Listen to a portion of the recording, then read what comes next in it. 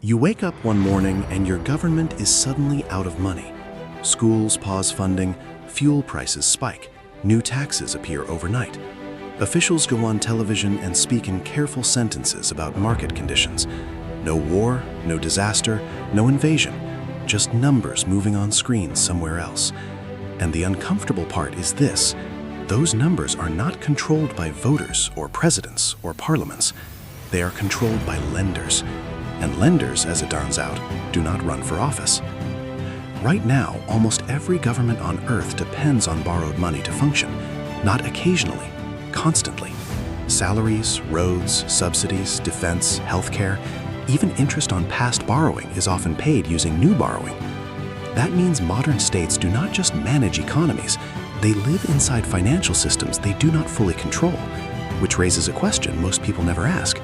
If governments need banks and investors to survive, who is actually in charge? To understand this, we have to rewind to a simple idea that sounds harmless. Governments issue bonds. A bond is just an IOU. The state says, lend me money today, I will pay you back later with interest. Banks buy them, pension funds buy them, insurance companies buy them, sometimes other countries buy them. This is normal. It is how public finance has worked for centuries. But something changed over the last 50 years. Debt stopped being occasional. It became permanent. Most major economies now carry national debts larger than their entire annual output. In plain language, they owe more than they produce in a year, and they cannot realistically pay it off. So instead, they roll it forward. Old debt is replaced with new debt, continuously, quietly, forever. That means governments are always in the market asking for permission to keep operating, and markets can say no. Here is where the power shift begins. Imagine you run a country. You need to borrow billions next month to keep everything running. Investors will lend it to you, but only if they trust you. Trust in financial markets has a price. It is called interest. If lenders feel safe, they charge you little. If they feel nervous, they charge you more. If they feel scared, they stop lending. And when lending stops, governments do not just face inconvenience, they face crisis. Because unlike households, governments cannot simply cut expenses overnight. They have obligations, contracts, salaries, social systems, military commitments, debt payments. Miss those payments, and you do not just look irresponsible, you look unstable. Markets hate instability. This creates a strange dynamic. On paper, governments regulate banks. In reality, banks and investors price governance. Every day, traders decide how risky a country is. That decision determines how expensive it is for that country to exist tomorrow.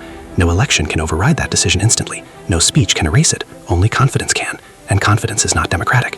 Consider what happens when investors start to doubt a government's finances. They sell its bonds. When bonds are sold, prices fall. When prices fall, yields rise. Yield is just the interest rate the government must now pay to borrow again. So the more nervous lenders become, the more expensive borrowing gets. And the more expensive borrowing gets, the more nervous lenders become.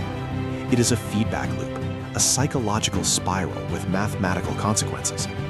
At a certain point, the numbers stop being manageable. Debt payments start swallowing tax revenue, new borrowing goes toward old borrowing. The system becomes self-consuming. And then the calls begin. Not from voters, from creditors. This is the quiet moment most people never see.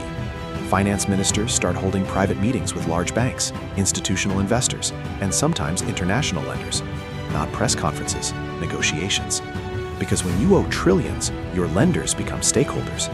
They may not control your laws, but they influence your options. They can demand spending cuts, tax increases, policy changes, structural reforms. Not officially, not publicly, but effectively. Because if they do not like your decisions, they can raise your borrowing costs tomorrow morning. And there is no faster pressure mechanism on a government than a market that opens at 9 a.m. This is not a conspiracy, it is arithmetic. Suppose a country owes $1 trillion. If average interest rises from 2% to 5%, annual interest payments jump from $20 billion to $50 billion. That extra $30 billion has to come from somewhere, usually taxpayers, or public services, or both. Which means a decision made by bond markets can reshape a nation's budget faster than any election. That is power, quiet power, structural power, the kind that does not need speeches. Publicly, governments project authority. They announce policies, pass laws, set regulations. They look like the top of the hierarchy, but beneath that surface is a dependency chain. Governments need financing. Financing needs confidence. Confidence depends on lenders. Lenders watch numbers, and numbers do not care about politics. They care about risk. Here is where the irony creeps in. When economies are booming, governments appear strong. Tax revenues rise, borrowing looks manageable. Investors feel safe. But that safety is not proof of strength, it is proof of trust. And trust can vanish faster than growth. History is full of moments when markets turned on governments overnight, not because tanks rolled in, because spreadsheets changed. Once confidence cracks, interest rates jump, currencies slide, and emergency meetings begin. Leaders go on television and say the situation is under control. Behind the scenes, they are trying to convince lenders it is. Now, zoom out. Why do lenders hold this much influence in the first place? Because modern financial systems are built on scale. Governments borrow in massive volumes. The only institutions capable of lending at that scale are large banks, global funds, and financial networks managing trillions.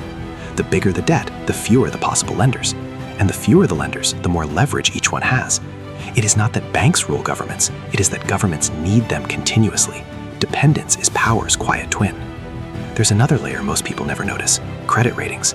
Private agencies assign countries letter grades measuring how safe they are to lend to. These grades influence global investment flows. A downgrade can trigger massive selling. That selling raises borrowing costs. Higher costs strain budgets. Strained budgets justify the downgrade. Loop. Again, a handful of analysts writing reports in office buildings can indirectly shift the trajectory of entire nations, not by voting, by grading. At this point, it might sound like governments are helpless. They are not. They do have tools. Central banks can buy government bonds to stabilize markets, policies can reassure investors, alliances can provide emergency loans. But every one of those tools has limits. Print too much money and inflation rises. Borrow too much externally and dependence deepens. Intervene too aggressively and markets interpret it as panic. It's a delicate balance, constantly adjusted, rarely visible. The public story says governments steer economies. The underlying reality is more complicated. Governments steer, markets evaluate, banks price, investors react, and all of it happens simultaneously every second across global financial networks. Power is not sitting in one chair, it is circulating, and money is the bloodstream. What makes the system so stable is also what makes it fragile. It works because everyone believes it works. As long as lenders believe governments will repay, they keep lending. As long as lending continues, governments keep functioning. As long as governments function, repayment looks likely. Belief sustains the loop, but belief is not guaranteed. It is earned continuously. This is why finance ministers obsess over signals most citizens never hear about: bond spreads, yield curves, auction demand, currency swaps, capital flows. These are not abstract statistics. They are stress indicators, like a heart monitor for national stability. When the line starts twitching, policymakers do not wait for elections. They react immediately, because markets react immediately, and markets do not negotiate with speeches. This is the strange paradox at the center of modern economics. The larger and more powerful a government becomes, the more money it needs to operate. The more money it needs, the more it must borrow. The more it borrows, the more sensitive it becomes to lenders.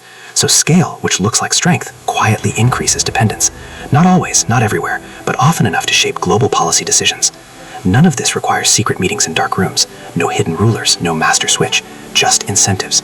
Banks want returns. Investors want safety. Governments want funding. Voters want services. The system balances all four, but when those desires conflict, the side controlling capital moves first, because capital moves fastest. And that brings us back to where we started. A government announces spending cuts. Officials say it is necessary, responsible, prudent. Maybe it is, or maybe bond yields rose last week. You will never see the meeting where that decision became inevitable. You will only see the announcement, because the most powerful pressures in finance do not make noise. They change numbers.